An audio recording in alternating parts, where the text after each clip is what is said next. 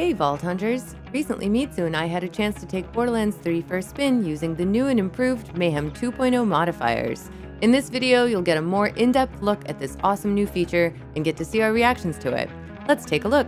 So I had the pleasure of playing around just a little bit with it last night, just to kind of like poke my head around and get to know like the different aspects of it. The cool thing about this is it's now, you don't have to go to Sanctuary, like we're starting on Sanctuary of course, but Yes. You don't actually have to go to Sanctuary to change your Mayhem mode, which is so nice. How many times have you wanted to change it? You had to leave where you were, backtrack, go back to Sanctuary, come all the way back just to change the Mayhem mode. So now you don't have to do it anymore. It is in your like inventory regular menu, so you can change it anywhere, anytime, which is so nice. Try going up to Mayhem 6. Just as a demonstration, just to show everybody exactly what happens when you go up in a Mayhem level. So Gigamind is currently like probably hanging out, and that's a pretty easy kill we can use to demonstrate. Sure. Yeah. Let me just grab ammo real quick before we head on down. Although I guess I could do it down there too, so whatever. You can start if you want. That's a good idea. Yeah. Ammo sounds like a good plan. Especially because there is... Wait, hold on. Oh. Wait. Did they up the SDUs, or do I get rolled back? Oh, hold on. Wait, no, wait. That means they are upping the SDUs with this new patch. Oh. Look at that. Because backpack SDU you can buy. You can buy bank SDUs. Sniper rifle SDU goes up and heavy SDU. Wow. Those two are big too. Sniper and heavy SDUs going up. That's a good move. This is awesome. You want to head down to the brain in a jar? Yes. Right, yes, I do. Let's see what the modifiers actually are. The Mayhem tab. Go to the Mayhem tab, and if you look over on the right side of the screen, now you will see the stats of each enemy, XP gains, Iridium and money gains, obviously, and then the loot percentage increase chance all at the top of the screen. What you'll see below that are the modifiers. We're playing on Mayhem 6. Mayhem 6 has 1 easy, 2 medium, and 1 hard modifier. So for easy, you can see Speed Demon right there. Who needs cars when you've got kills? After killing an enemy, movement speed is increased by 50% for 10 seconds, and this effect stacks for up to 3 times. That's great for somebody like Zane, and I think Amara benefits from move speed as well, right? Yes, absolutely. That's a huge damage buff. Easy modifiers tend to benefit the self, tend to benefit you, the player. When you get into medium and hard, that's where it starts getting a little bit more sticky. You have medium acid rain, which enemies may be infused with corrosive, and they're immune to corrosive damage, and they release a nova when they're killed, that is corrosive. And then Healy Avenger. Fun times. Yeah. Enemies have a chance upon death to release a power-up that heals the first enemy it touches, or drop health or shield boosters if they're destroyed. So when you're looking around in like mobbing, you might see this thing on the ground that you might want to destroy or pick up before the enemies do, so that way they don't receive the benefits of this. And that's a much better system than it was on the OP levels, where everybody in everybody in Ultimate Vault Hunter and everybody in all the op levels had passive health regen, and that sucked. That sucked a lot. That was one of the major reasons everything was just a wall in Ultimate Vault Hunter mode. And then you can see boundary issues at the bottom there. That's a hard modifier. That is, at close range, enemies will attach a damaging elemental beam to you. Like a secondhand goldfish, it's best not to get too attached. That's fantastic. Yes. Oh god. And then you can see at the top 3,000% for health shields and armor modifiers. So this is Mayhem 6 Gigamind. There he is right there. Oh my god. You can see it's still manageable though. Yeah, it's not that bad. Oh my god. Whoa. Hold on. Okay. I'm gonna be able to get you My in a fight second. for your life is really, really, really long. I'll probably kill him before I actually die. Oh, okay. Then if you get below half, then I'll start sweating a little bit. But even then, I'm watching you. We're probably okay. Yeah. I use it because I do. I think it's 25% more damage. And then my accuracy and everything goes up too, so it's kind of, I use it all the time. I go down and then kill things quicker. Okay. Hey, legendaries. So one of the things to point out over here, I don't remember what the initial values for Ruby's Wrath is, but I'm pretty sure that 7,222 times 7 is much higher. I want to say it was about 6,000, somewhere maybe like 6.6, 6.3, somewhere in that area was max damage in the previous versions. Now we're looking at 7.2, which is a noticeable increase, which is what's going to happen going forward. Every time you move up in Mayhem rank, you're going to get a better roll on your damage for the weapons. So that's what's going to incentivize you going from Mayhem 1 to 2, 3, 4, all the way up to 10. At this point, we decided to try something a little more challenging than Gigamind. There's a modifier that I saw while I was rolling modifiers that diminishes the effectiveness of status chance effects by like 90%. Yes. Yeah, it's bad. That one's really, really, really, really, really bad. Oh my god. Also, you have a giant head. I love the heads so much. They're amazing. Okay.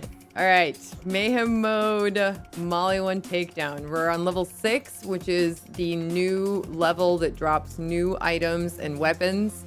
Previous items from Mayhem 4 have dropped down to Mayhem 3 to make them a little bit more accessible to people that may not have had a chance to get them in the past.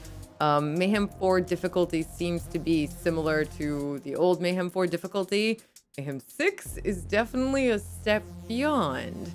Now, all of these have a few different modifiers of varying difficulty. An easy one that happens relatively often and is very hilarious is Galaxy Brain. Enemy head size is increased by plus 100%. You know what that means? Easier crits. Giant head Amara, literally the funniest thing I've seen. Giant head Mitsu Zane. And not just giant head Zane.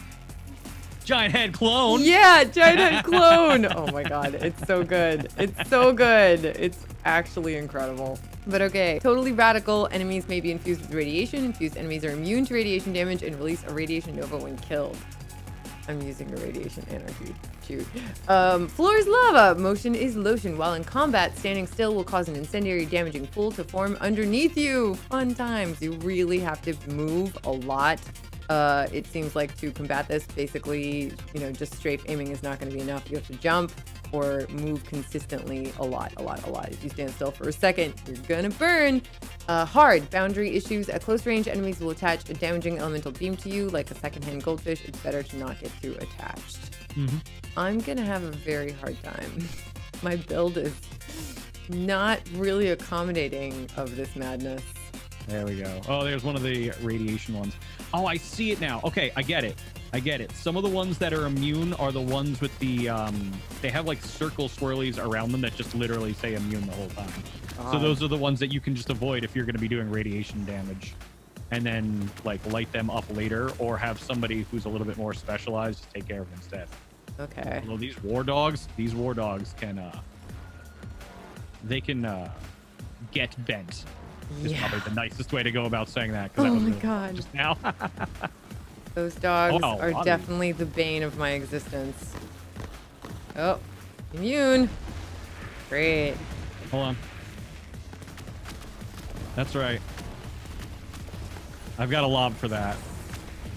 Oh wow, my anarchy is just useless during this, isn't it? Yeah, it's really bad. So my anarchy is useless. My lobs require me to get really close to them. So yeah, so you really have to you have to wager whether or not going in there is going to net you the kill fast enough for you to basically get out before you get irradiated. Because they're exploding with radiation too. Yep. There's that guy. Ow. Yeah. I feel like I need different guns.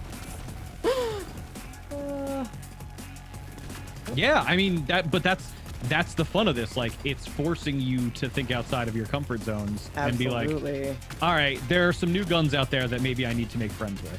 Yeah. The Krakatoa still seems very strong. I'm actually going to pull that outside in a second to illustrate.